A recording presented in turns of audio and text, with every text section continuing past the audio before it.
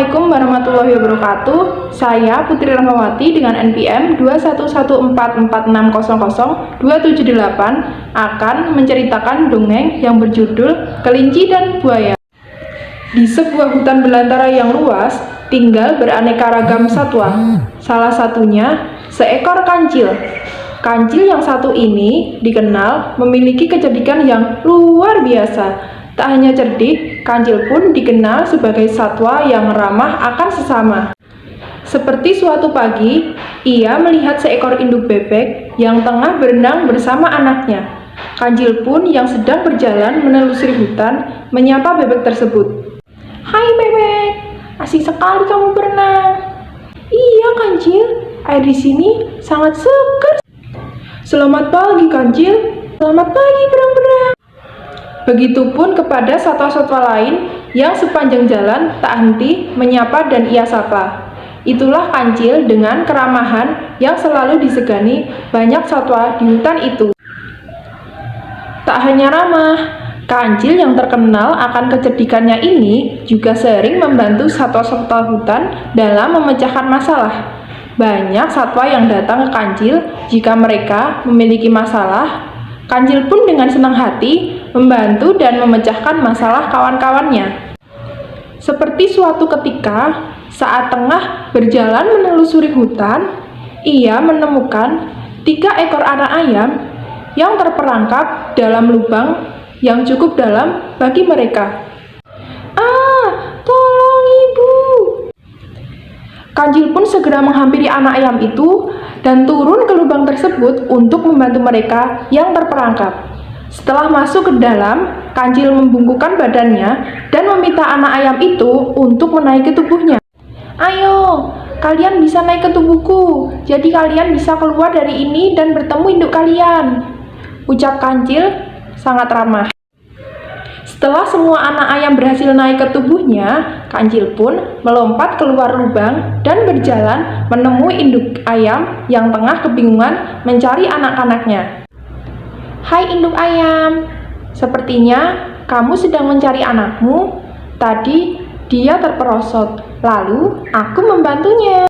"Oh anak-anakku." Ia pun melepaskan ketiga anak ayam tadi kepada induknya. Sang induk pun sangat senang dan berterima kasih kepada kancil yang sudah membantu anak mereka. "Terima kasih kancil." Tak hanya induk ayam, ketiga ayam tadi juga bersorak kompak mengucapkan terima kasih kepada kancil. "Terima kasih Tuan Kancil," ucap ketiga anak ayam itu girang. Setelah berjalan-jalan, kancil pun mulai merasa lapar. Ia menepi untuk memakan rumput yang ada di sekitarnya. Setelah makan rumput, kancil berkata, "Rumput saja ternyata tidak membuatku kenyang." Kancil kemudian terus berjalan di tengah teriknya matahari hingga dirinya tiba di sebuah sungai yang ada di dalam hutan. Ia mendekati tepi sungai untuk sekedar menghilangkan dahaga setelah berjalan dan makan tadi. Setelah puas minum, kancil yang tengah memandangi sungai langsung berbinar ketika melihat sesuatu yang menarik ada di seberang sungai. Hal yang membuatnya tertarik adalah pohon buah-buahan yang dapat menghilangkan rasa lapar tadi.